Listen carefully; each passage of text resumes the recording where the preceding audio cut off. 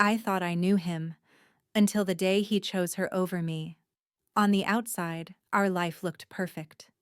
We hosted dinner parties where neighbors whispered about how enviable our marriage seemed. Our apartment gleamed with polished marble floors, floor-to-ceiling windows, and art that cost more than some people's cars. Every social gathering was meticulously curated, from the wine to the playlist, and I smiled at every compliment, nodding politely while a small knot of unease twisted in my stomach. He laughed at my jokes, held my hand in public, and posted pictures of us on weekends away that made everyone think we were inseparable. But behind that sparkling exterior, things had started to shift. He often returned late from work dinners, his eyes flicking to his phone more than to me. Some nights, his laughter seemed forced. His words clipped. I would ask him a question, and he'd respond with a distracted, mm-hmm, before disappearing into another room. I caught him staring at his screen with attention I couldn't name. Subtle, almost imperceptible slights. The way he sighed when I suggested dinner plans, the way he barely glanced at me during conversations, clung to my mind. I told myself I was imagining things, that stress at work or social obligations were the cause. But a quiet voice inside me whispered that something was off. The smiles, the parties, the perfection. It was all a carefully maintained illusion. Every time I looked at him across the room, I felt a growing distance, like an invisible wall stretching between us. I tried to ignore it, laughed at his jokes, played the doting wife because everyone else saw the image I was supposed to see. Yet deep down, a cold seed of doubt was taking root, and I had no idea it would bloom into something that would change my life forever. It started with little things I couldn't quite name at first. Our anniversary passed, and he didn't mention it. No flowers, no card, no acknowledgement beyond a distracted smile when I tried to bring it up. I laughed it off at dinner with friends, but alone, I felt a hollow ache.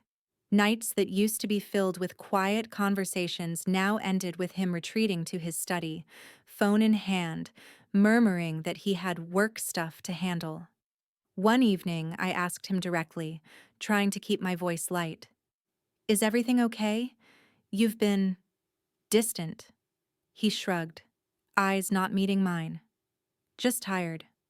Work's been crazy." But his tone had an edge I couldn't place, a sharpness that left me unsettled. Later, I noticed the phone he always left face down, notifications disappearing before I could see them. I told myself I was overthinking, but a knot in my chest tightened each time he glanced at it. I tried casual conversation over dinner. "You've been texting a lot lately. Anything fun?" He waved a hand, dismissing it. "Nothing important. Just work stuff." My stomach sank, a sinking feeling I couldn't ignore. Every laugh he gave felt hollow, every compliment mechanical. I began timing his absences, noticing patterns I couldn't explain, nights when he claimed to be at the office but couldn't account for every hour. I reached out to friends for perspective, joking half-heartedly. "Am I imagining this, or has he changed?" They shrugged, saying men sometimes get absorbed in work. But inside, I felt invisible. The man I had shared years with seemed to be slowly retreating, building walls I couldn't climb. I confronted him one night, voice shaking despite my attempt to sound casual. "Who were you just talking to on the phone?" He tensed, eyes darting away. "No one, just a colleague." But the hesitation, the avoidance, was deafening. That evening, I cried silently in our bedroom, feeling the familiar luxury around me, a beautiful home, elegant furniture, perfect lighting, but all of it suddenly felt hollow, like I was living inside someone else's story. The laughter we shared felt like a memory, the touch of his hand distant and fleeting. Every unanswered question, every secretive glance chipped away at the image I had of us. And though I tried to convince myself I was imagining it, The truth clawed at my chest. I was becoming a stranger in my own marriage. I never expected to find out the way I did. It was supposed to be a normal evening.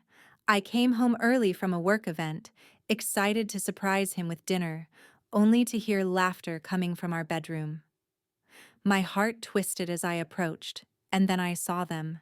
Him, entwined with her, laughing in a way that had once been reserved only for me. I froze, disbelief rooting me to the floor, my hand clutching the doorframe. The air felt heavy, suffocating, and for a moment, all I could do was stare. Everything I thought I knew about our life shattered in that instant. Memories of our wedding flashed unbidden.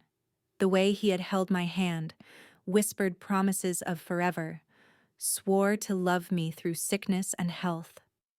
I had believed in those words, devoted years to him, made sacrifices that no one else knew about. Nights spent calming him after stressful days, bending my career to accommodate his dreams, celebrating his successes while hiding my own disappointments. And yet, none of it mattered to him. None of it had prevented him from choosing someone else. I felt a surge of humiliation, not just at the act itself, but the casual ease with which he had done it. He didn't even try to hide it from me. Every laugh, every touch, every whispered word between them felt like a knife twisting deeper into my chest. My mind screamed, but my body refused to move. I wanted to shout, to run, to wake up from this nightmare. But all I could do was collapse onto the floor, trembling with shock and rage. Anger and sorrow battled inside me, a tempest I couldn't control. I remembered the nights I stayed up planning surprise dinners, the vacations I arranged down to the last detail, the times I had chosen him over everything else. And here he was, disregarding all of it, indifferent to my existence, reveling in betrayal. Tears blurred my vision as I replayed every moment of our marriage, questioning whether any of it had been real or if I had simply been living in a carefully constructed illusion.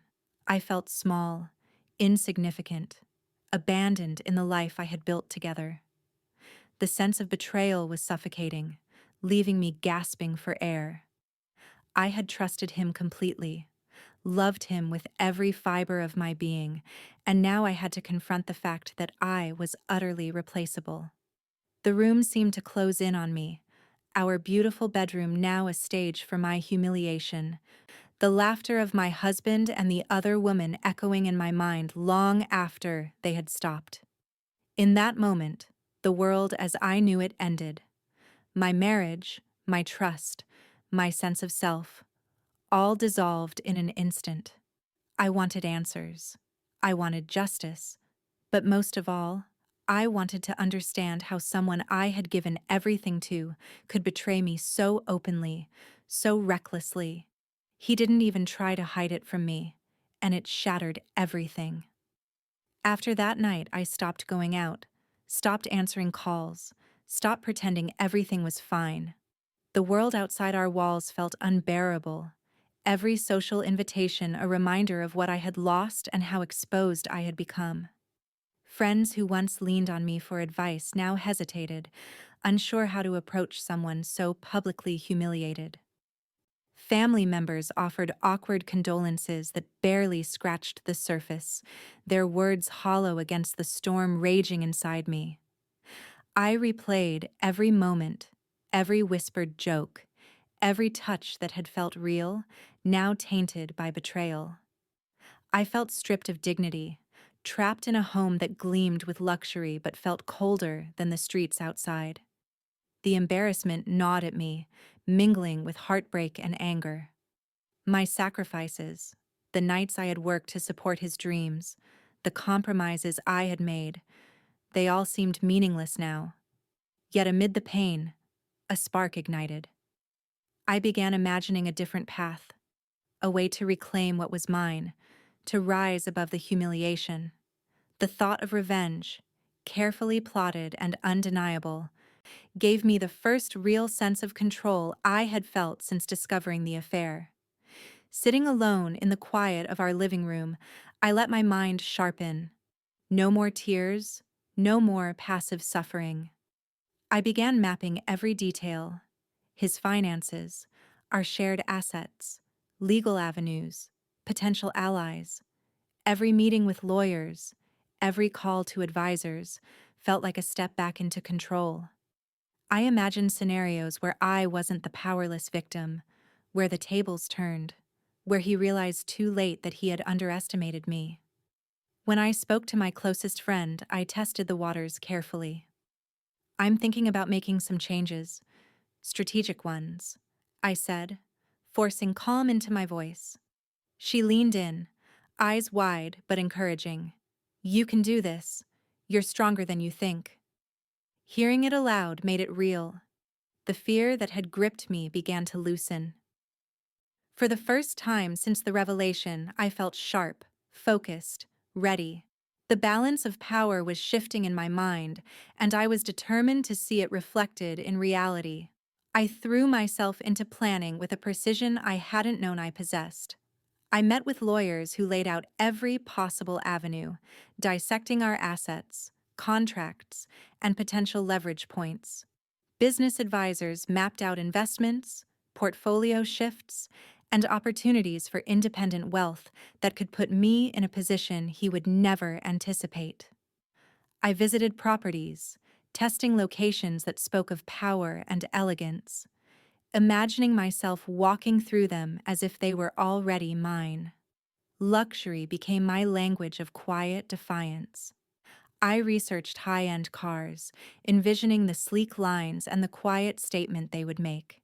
Each move, each acquisition, wasn't just about material gain. It was about creating an image of strength and success he had thought I would never cultivate. I planned social appearances, subtle but deliberate, to signal influence and independence. Every detail was designed to make him underestimate me, to lull him into complacency, while I quietly built a reality where I held all the cards. The thrill of this secret power surged through me, each calculation a promise that I would not only survive, but dominate. I started showing up again, first to small gatherings, then to events where I knew he would notice.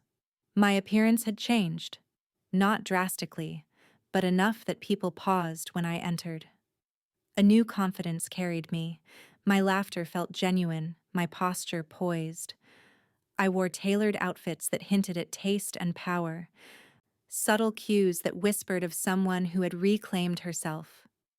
At one brunch, a friend said, "You've really transformed. I didn't recognize you at first." I smiled, letting the compliment sink in. He noticed too, though he tried not to show it. I caught his gaze across a crowded room, a flicker of discomfort in his eyes, but it quickly vanished, replaced by his usual arrogance. He still underestimated me, thinking I was fragile, still bruised. That was my advantage. At a charity gala, I found myself in conversation with people who once only nodded politely to him. "I never knew you had such insight into this project," someone said, genuinely impressed. I exchanged quiet smiles, remembering the evenings I spent quietly honing my knowledge while he flaunted superficial charm. The contrast was intoxicating. Then, I had been invisible, relegated to background support. Now I commanded attention without demanding it. He laughed at a joke, glanced at me briefly, but there was an unspoken tension he didn't understand. I was no longer the wife who waited silently at home, the one whose presence could be taken for granted. With each interaction, I felt the scales tipping, the first real signs that the man who had betrayed me was starting to notice a shift, though he didn't yet grasp its magnitude. The first tangible sign that the tables were turning came quietly, almost imperceptibly. I had carefully repositioned assets and shifted some key investments, the kind of moves that wouldn't raise immediate alarms but would ripple through his business dealings. Within days, a major client canceled a contract, citing concerns over stability. a decision that directly impacted him. He spent hours pacing, calling his team, clearly rattled, though no one outside the office could see the cracks forming. I watched from a distance, heart pounding with a mix of satisfaction and disbelief. It wasn't just business.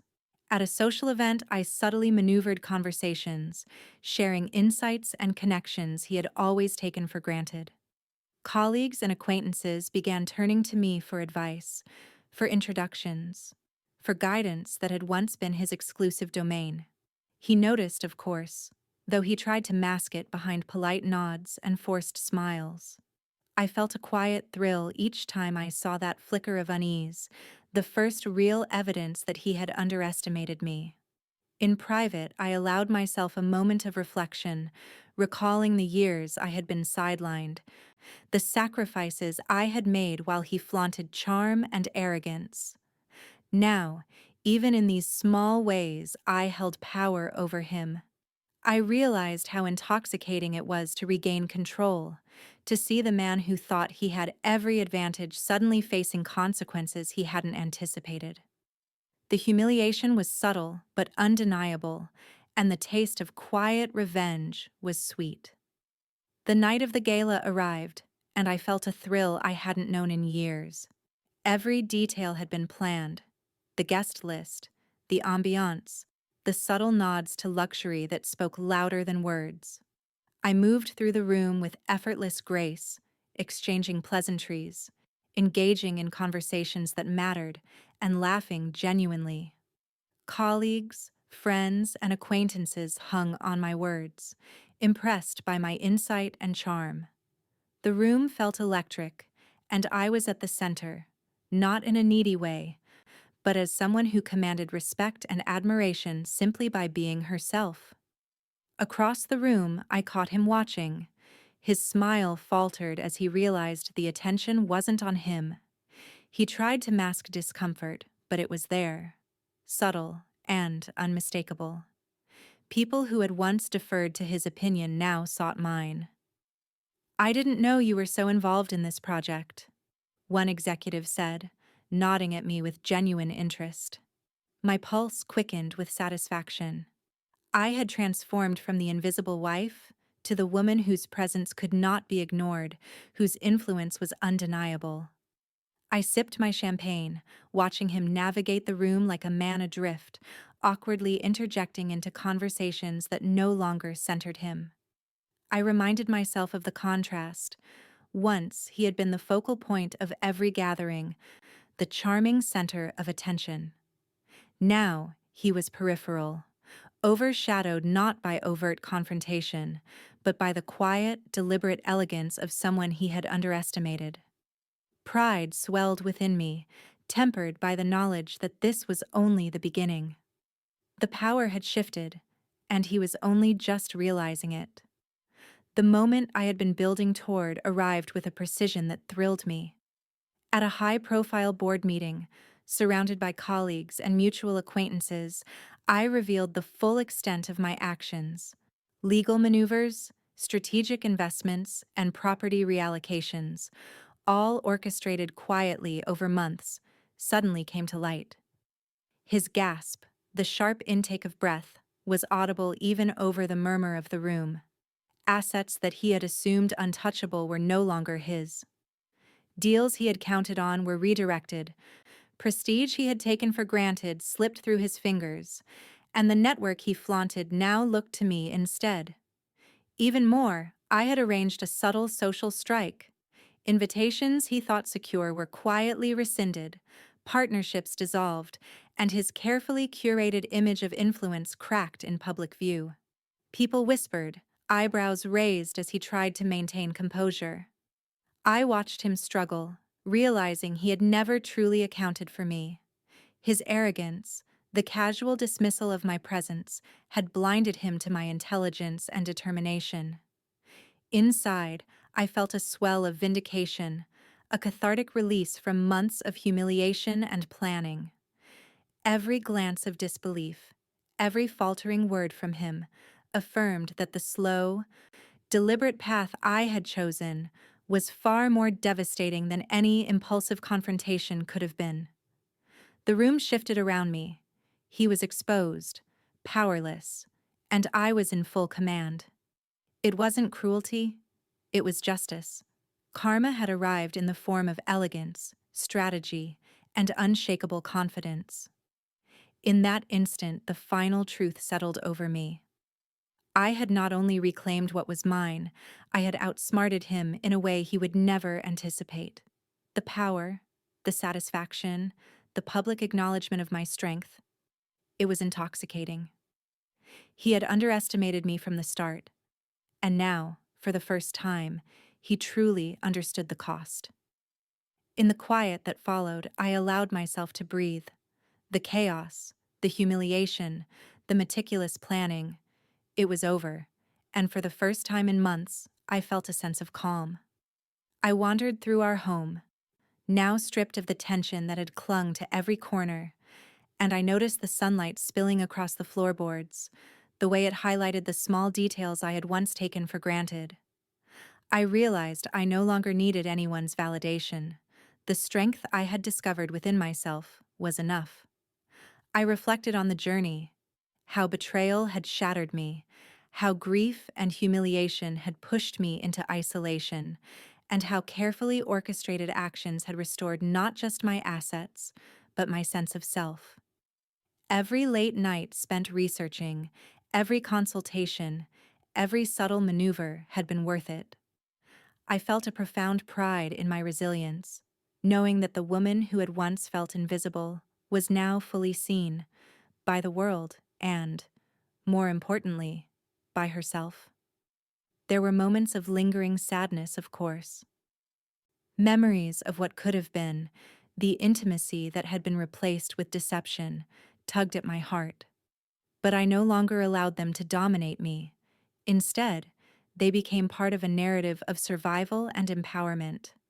I smiled quietly, savoring the freedom to make choices solely for myself, to pursue desires and ambitions that had been dormant under years of compromise. I understood that the real victory wasn't in humiliation or revenge. It was in reclaiming my worth, my dignity, and my life. The loneliness that had once crushed me had transformed into solitude I cherished, a space for reflection, growth, and unshakable confidence. I felt a quiet satisfaction that no one could take away, a deep personal victory that no public recognition could enhance. For the first time in a long while, I felt truly whole. Sitting alone on the balcony that evening, I let the city lights mirror the calm I felt inside. I realized that strength wasn't about shouting louder or retaliating impulsively. It was about patience, strategy, and self-respect. Every step I had taken, every calculated decision, had proven that intelligence could outmatch aggression, that timing mattered more than impulse, and that dignity was more powerful than vengeance. I thought back to the months of heartache, betrayal, and sleepless nights. Those moments had been excruciating, but they had also forged a version of me I barely recognized, a woman capable of thinking clearly under pressure, acting decisively, and reclaiming what was rightfully hers. I had learned to value myself above anyone's opinion, to see my worth clearly even when others failed to notice it. It was bittersweet. I mourned what had been lost, the trust, the love, the illusions, but I also acknowledged the strength I had gained. Pain had transformed into empowerment. I had emerged not just victorious, but self-assured, capable, and unshakable. And while he would forever understand the consequences of underestimating me, I no longer cared for his recognition. My power was internal, unassailable, and deeply satisfying. Months later, I heard through mutual acquaintances that he was struggling to maintain the connections he had once relied on so effortlessly. Invitations he had always assumed were automatic were now politely declined. Opportunities he had counted on slipping quietly into my hands. His new relationship, once a point of pride, had faltered under the scrutiny of those who now questioned his character. I smiled privately, savoring the irony. He had believed he could move on without consequence, but the world had a way of balancing itself, and his miscalculations were finally visible to everyone. I reflected on how far I had come, contrasting the man who had ignored me with the woman I had become. He had underestimated my patience, my intelligence, and my resilience, and the repercussions were clear. Everywhere he turned, subtle reminders of his poor choices greeted him. Meanwhile, I moved freely, my life intact and thriving, my confidence undeniable. Every whispered comment about his downfall felt like a quiet exclamation of justice, a karmic punctuation that left me both vindicated and amused. There was no gloating, only a serene satisfaction that came from knowing I had played my part well, with grace and precision. The tables had turned completely, and he now existed in the shadow of the woman he had once dismissed. It was a final lesson in underestimation, patience, and the power of quietly reclaiming control. The balance had been restored, and I felt the weight of humiliation lift completely from my shoulders, leaving only triumph, freedom, and the quiet delight of karmic justice fulfilled. If there's one thing I want anyone listening to take away, it's this. Your strength is not measured by how others treat you, but by how you respond when the world seems to betray you. I was pushed to the edge, humiliated, and made to feel invisible in my own life, but it was in those moments of despair that I discovered the depth of my resilience. Every setback, every slight, every moment of doubt became fuel for my transformation, proving that patience, intelligence, and self-respect are more powerful than anger or impulsive revenge. Life doesn't always hand you the justice you hope for, so sometimes you have to create it yourself, quietly, deliberately, and with intention. You don't need to announce your victories to anyone. The real triumph is internal, the reclaiming of your dignity, your confidence, and your worth. When you act with strategy and self-assurance, the world takes notice in ways that sudden outbursts never could. I hope my story reminds you that even in the face of betrayal, you are capable of reclaiming your life. You can rise above humiliation, navigate challenges with clarity, and emerge stronger than you ever imagined. Empowerment isn't just about getting back at someone. It's about creating a life where you are fully seen, fully valued, and unapologetically yourself. Hold on to your worth, trust your intelligence, and remember that your patience and courage can turn even the deepest pain into a story of triumph.